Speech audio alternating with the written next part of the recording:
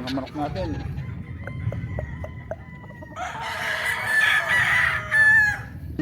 Court to, bumaligtad yung ring. Merong mga bloke ng bato na ako nga pala ulit si Charles Oronce ng Oronce Brothers Bakas Game Farm. Kong Sunny Lagon, pinarehas natin sa signature line natin. Ganda ng kulay. Bill Robert, signature line yan.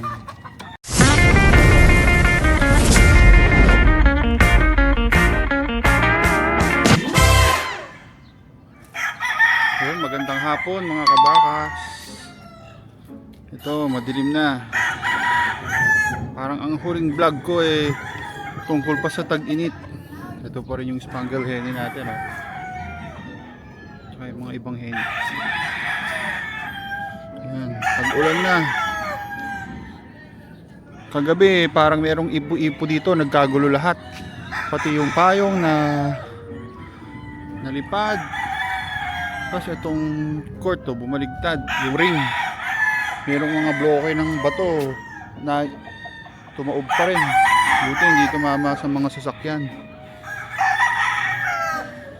Ito. Dahil tag-ulan na, nakabawi na yung mga damo natin. Tapos itong mga stag natin ano na, gumanda na din. Nag-mature na sila. Ito. Bill Robert, signature line yan. Ayan. Ito, Papay Gray. Ikot tayo sa farm. Napakita ko lang itong isa. Yung white natin na Kong Sunny Lagon, pinarehas natin sa signature line natin. Ito ang kinalabasan, naging bangkas. Yun, napaka-pwede.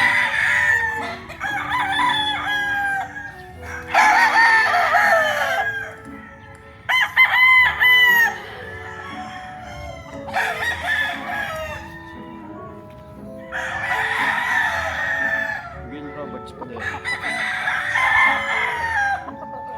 Tapos, Gary Gillians, Paul Spark Gray, Blake Gray, Gary Gillians. Punta tayo dito. Yung mga nakahandang panlaban. Nagpapakain na si Boss Carlo.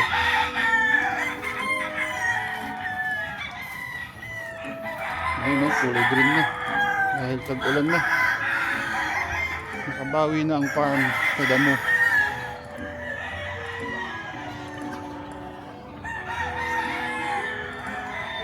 Para ba makikita dito yung mga panlaban na kumakain.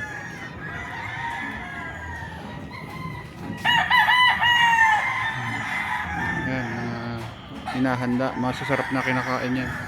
Pinakita ko sa isang vlog kung paano tayo mag-mix ng ating masarap na pagkain para sa mga manok. May honey, may gatas, may vitamins, may mga oats pack, pampaganda ng katawan. Parang bulak ang mga katawan sa oras ng exam yan. Ayan o, kung mapapansin nyo, siya mismo ang nagpapakain ng mga panlaban.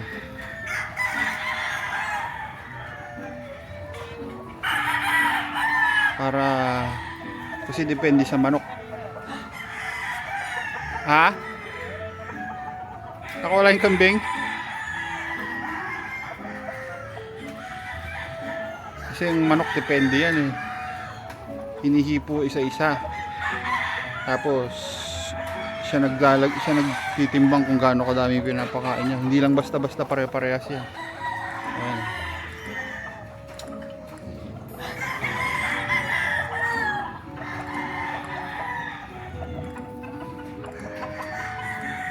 Yung nag-iisa nating bulisay. Ganda ng kulay.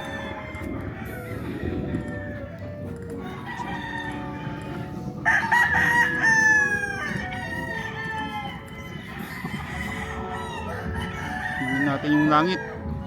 Kanina pa kumukurog-kurog pero wala pa ulan. Ambon pa lang. Napakadilim.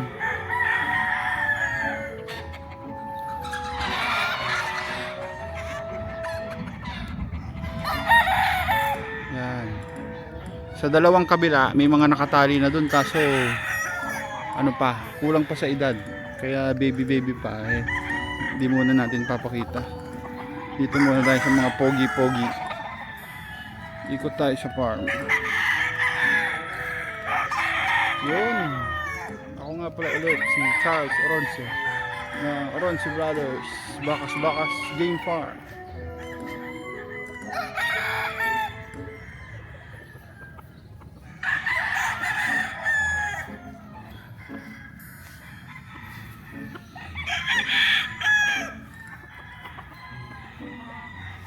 Ito. Yung mga Carabao grass na yan, kung makapansin nyo po, akong nag-ano nyan, nagtanim isa-isa. Hindi kami bumili ng mga bloke-bloke. Ang ginawa ko, yung mga mahabang isa-isa, binubunot ko, yun ang tinatanim ko isa-isa din.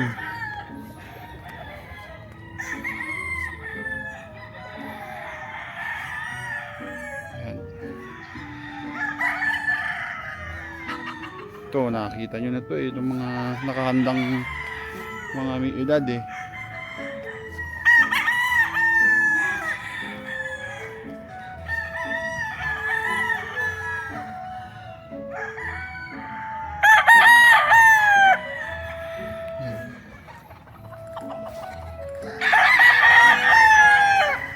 Ito, tingnan natin sila baby.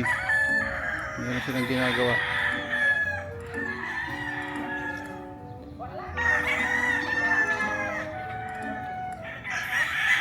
Huhuli sila ng mga babae.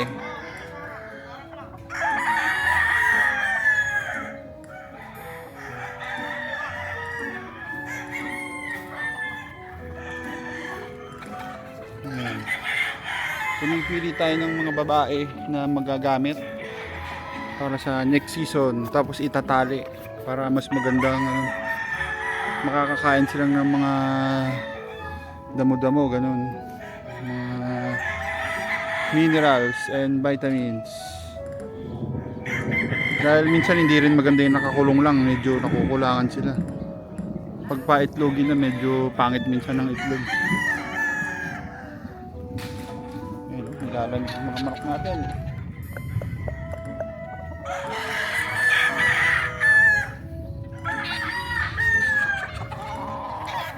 Ito. Para silang magkapatid dito pero hindi.